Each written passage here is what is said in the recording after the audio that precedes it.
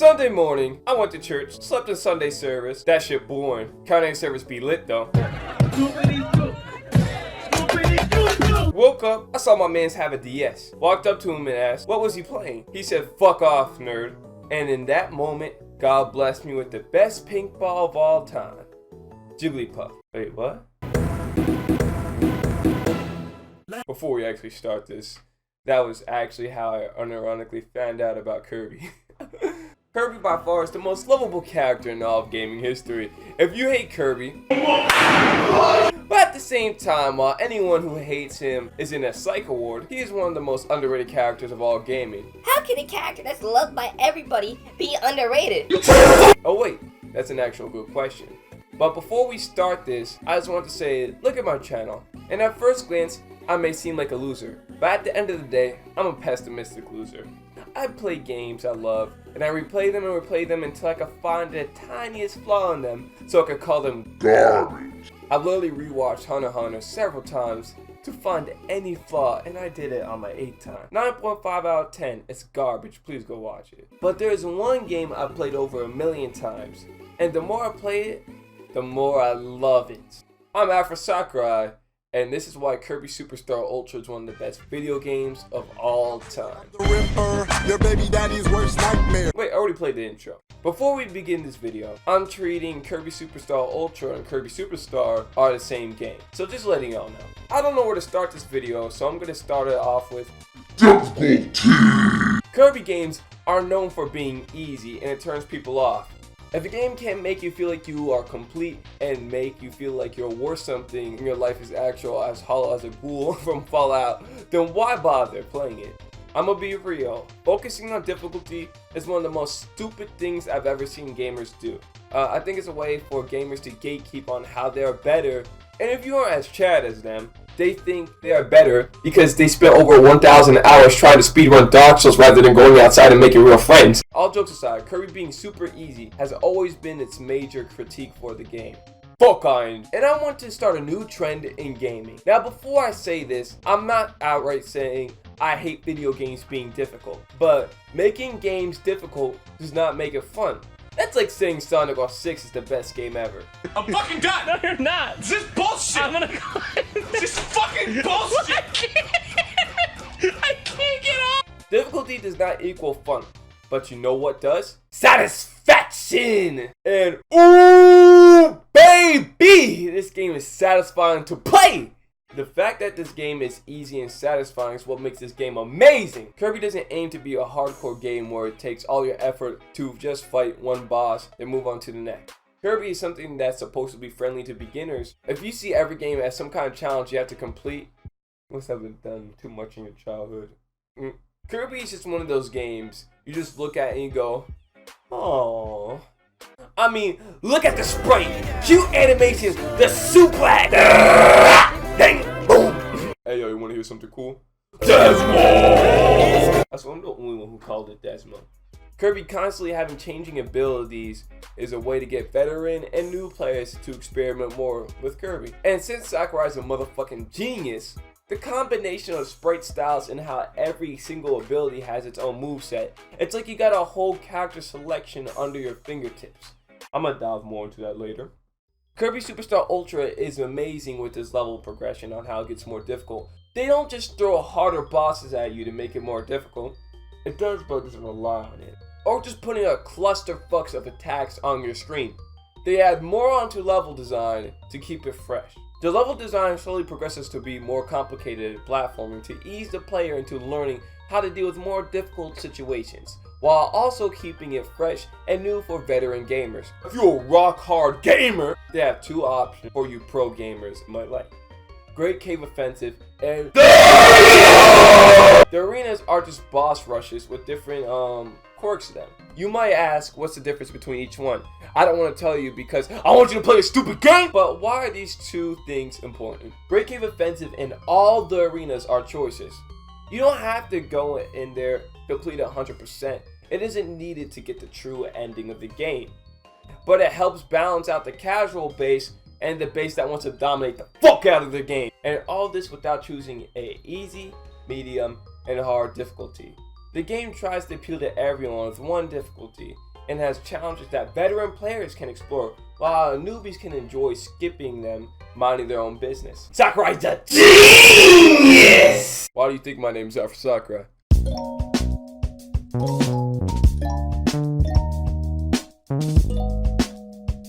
Let's move on to the sexy level design. This part separates why Kirby Superstar Ultra is better than every single other Kirby game. Before I start this video, if you're a Kirby fan and you think Kirby Superstar Ultra isn't the best game, I want to say a hostile joke, but the debate between what's the best Kirby game has to be one of the most mild and mature debates I've ever seen in gaming. So let's keep that positive vibe. Positivity, baby! It's Kirby! Let's all love each other! But Kirby Superstar Ultra has one of the best level designs ever in gaming. Now break it down. Now why is Kirby Superstar Ultra better than the other Kirby games? Most notably, the newer Kirby games that are coming out.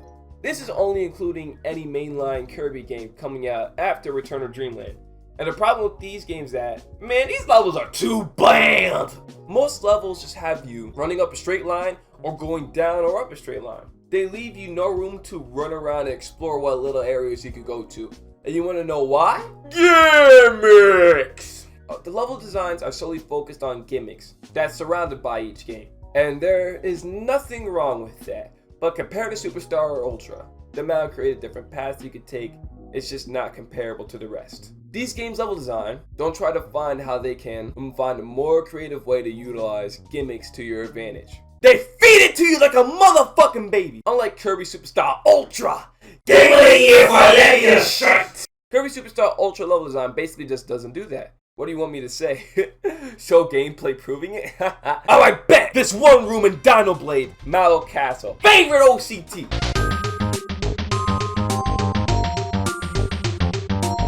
You can just rush through this level with no gimmicks without caring about anything else, just running up platforming. Boy, that speed run is so busted too! Or you can try to use abilities that are given to you to explore other areas. Like, for example, you can take the umbrella, glide down unbreakable blocks. I didn't know Kirby had ninjas! Shinobi! This basic and simple design explains all Superstar Ultra's formula. It doesn't force you to use gimmicks. You can play at your own pace and run through stuff you don't care about. But it leaves the gimmicks laying around there, so when you replay it, you can be like, hey, what if I do this? And when you do that, it's Now, previous Kirby games have explored this concept and done it effectively, but Kirby Superstar Ultra does it the best. The only one that can compete, in my opinion, is Amazing Mirror. The fact that it's an open world Kirby game. Come on, let's break from the video. Can we please get another 2D adventure open world Kirby game like Amazing Mirror? Or at least a remake of that game. Is that too much to ask for? That would be amazing. It would be a way to innovate Kirby, whatever. Which I would honestly argue that it might have better level design than Kirby Superstar Ultra because it encourages you to explore the open world that you're put in. Problem with Amazing Mirror is that it has the Xenoblade problem! What's that, you may ask? Having terrible enemy placement, motherfucker! Even Superstar had this, but not the GOAT for 11 years straight. Superstar Ultra! Alright, can you go more depth into that? Hell no, I'm lazy. I'll give you guys a 10-second depth on that. Just don't place your enemies in stupid places where I can't not react to it. That's it. Just don't make enemy placement unfair. That's it. Let's move on to the next topic now.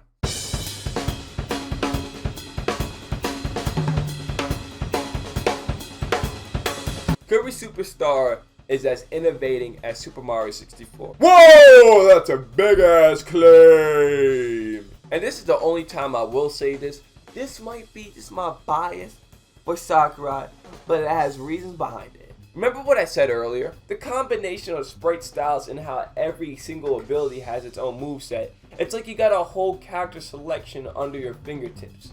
You see, it's not like Mario where you just get one ability and you can just shoot flowers. Small dick energy. Now, having every single ability give you a unique moveset. There's already already a million people saying it already, but Superstar was Smash Bros before Smash Bros ever existed. Watch Relax Alex video, but if you don't got 8 minutes while you're probably watching an 18-minute video, you move forward, press attack, boom, different attack. Move backwards, boom, different attack. And this makes Kirby Superstar have a bigger roster than the base Marvel vs. Capcom. And I don't think that's true, but still funny though.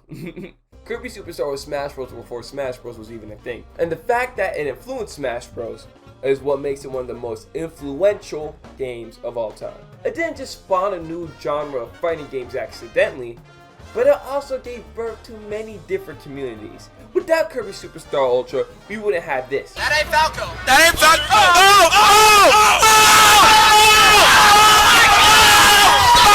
Hell! OG Master Hand was in Kirby Superstar!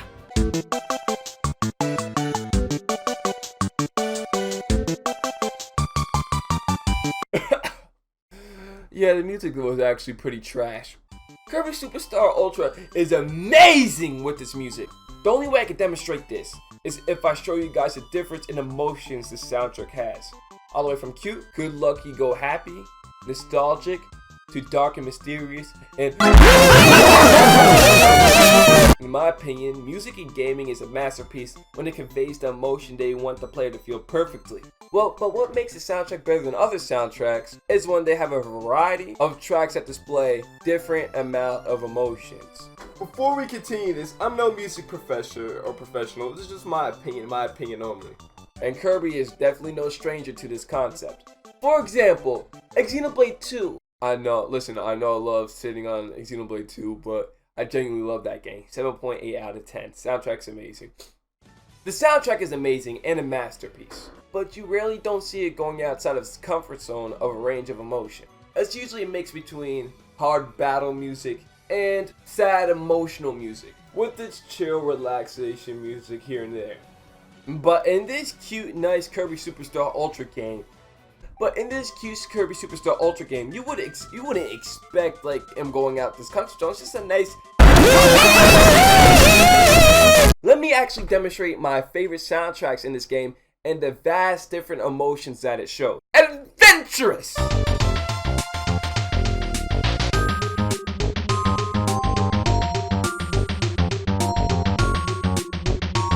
Cute and charming.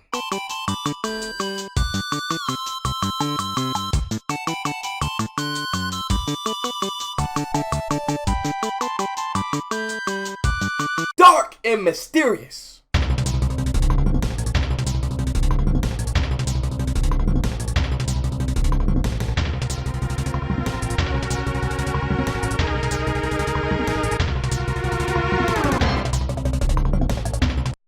Horror! Let me actually play the real theme.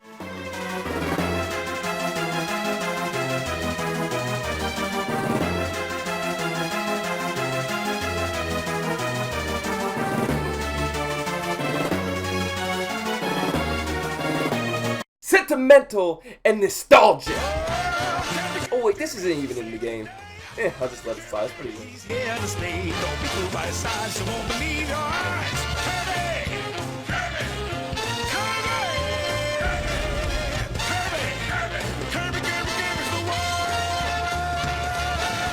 Right back at ya.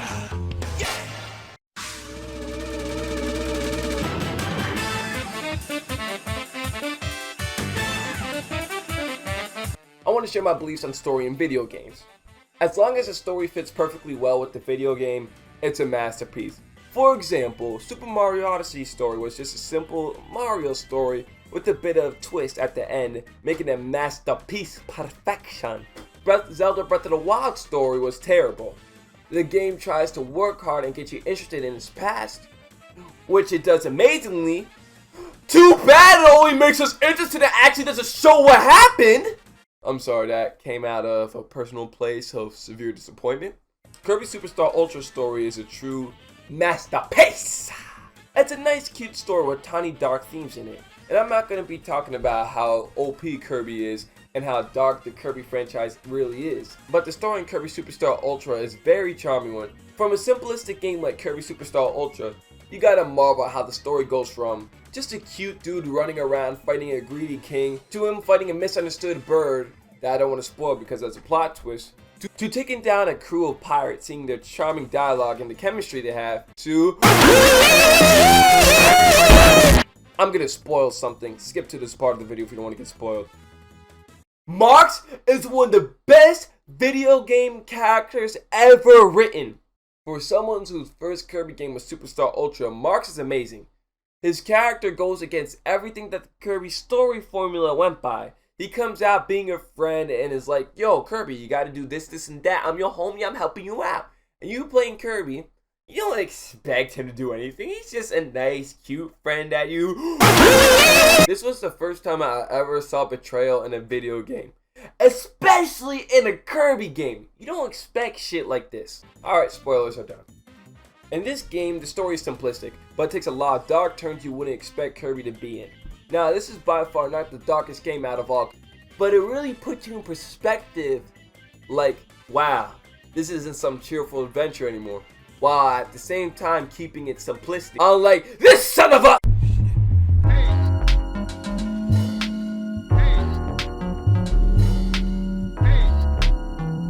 Now, I think I covered on why this game is truly amazing, but I didn't cover on the title why it's the best. It has everything a game could dream of being.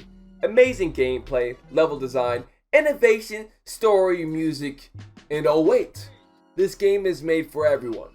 Now, my whole take on what the best is how big is the audience scope, and while getting everything else right in its actual game. And Kirby Superstar Ultra is an audience for all gamers.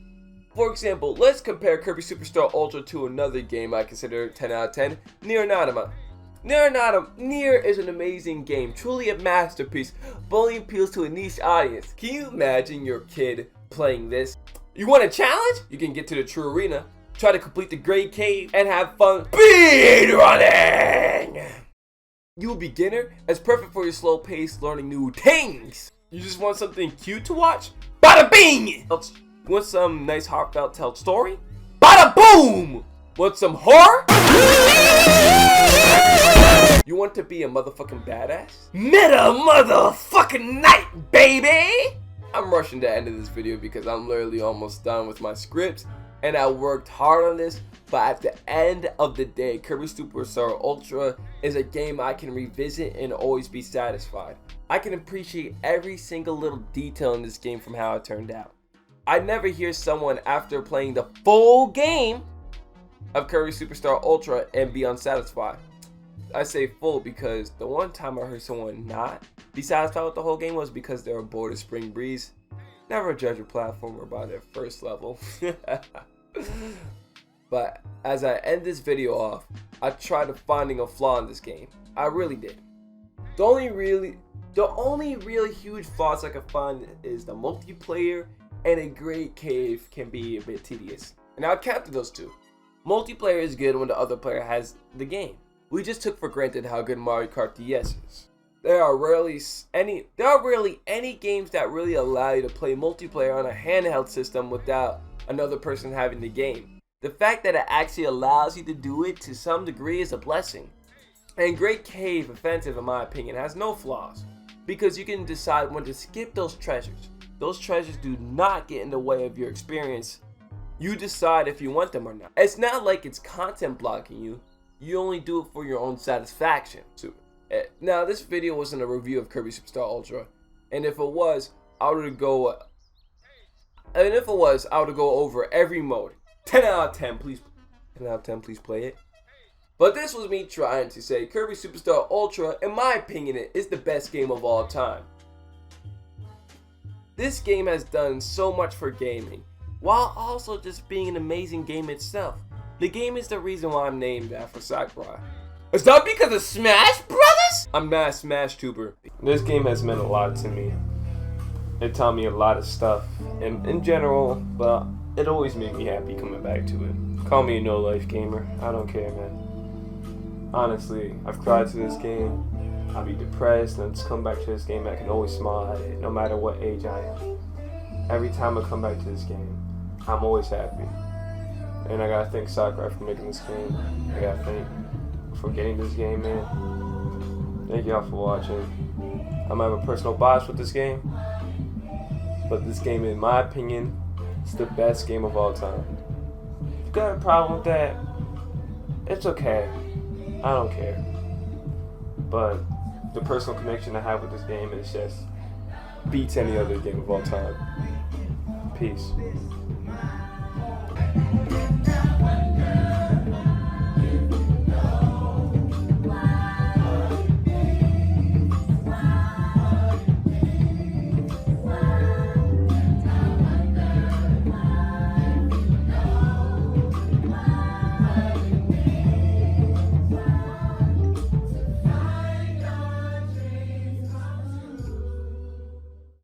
Epilogue! You might be asking, why am I in a Joker cosplay? And you know why? Because I want some e-girls. DM me! No, I'm joking. I don't want e-girls. You know, I'm the biggest insult of all time. But so why am I really wearing this? Well, it's because I want to feel good about myself. Okay, I feel like I look good. Oh yeah, I know I'm embarrassing. But yo, thank you for watching this newest episode. I mean, I don't know if I'm gonna call it Inside Afro's Mind so I can get the clickbait of my current viewers.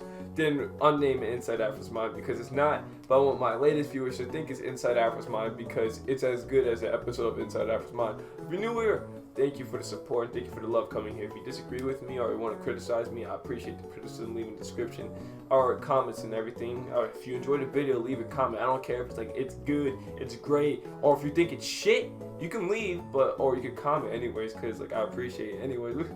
I'm just an e-boy. No, I'm not an e-boy. I don't do stupid shit. But nah, but seriously, man, I like how I try to approach this video as unbiased as I can. And at the end of the video, I'm like, yo, I'm biased to this video game. I don't care about y'all opinions. Listen, I'm an idiot for that. Straight up. I'm straight up an idiot for that. All right, my man. So, real talk, my man. Yo, so if you got any criticism, if you disagree with me, if you want to bring any points, if you saw any flaw in my arguments, leave it down in the description. I'm always trying to improve and everything. Or if you want to get to know me, become my friend, do collabs. I don't care, man. I got a Twitter. I got a whatever. You want to follow my Twitter, Discord. I don't care. Whatever that YouTube junk is. You know what I'm saying? YouTube junk. But seriously, y'all, thank you for the support, my man. This is the first video. This is the official first video for the new era. And I hope the new era continues to thrive, my man. We the new era. Everybody watching this, we the new era. Content creators rise up, my man. This is confusing for somebody who just joined this fucking just the first video. This is confusing for someone's first video. This is, and I can understand. But I'm not gonna make it any less confusing. Just know the new era is all helping all content creators. So I don't know how to end this video off. Let's just say thank you for supporting me. I really do appreciate it. And I finished this video, finally! But thank you for supporting me. I really do appreciate it. And holy shit, I do look good in it. Nah, but peace out, my man. Thank you for everything you guys give me. Genuinely. Oh yeah, also I'm playing Fortnite when the stream ends.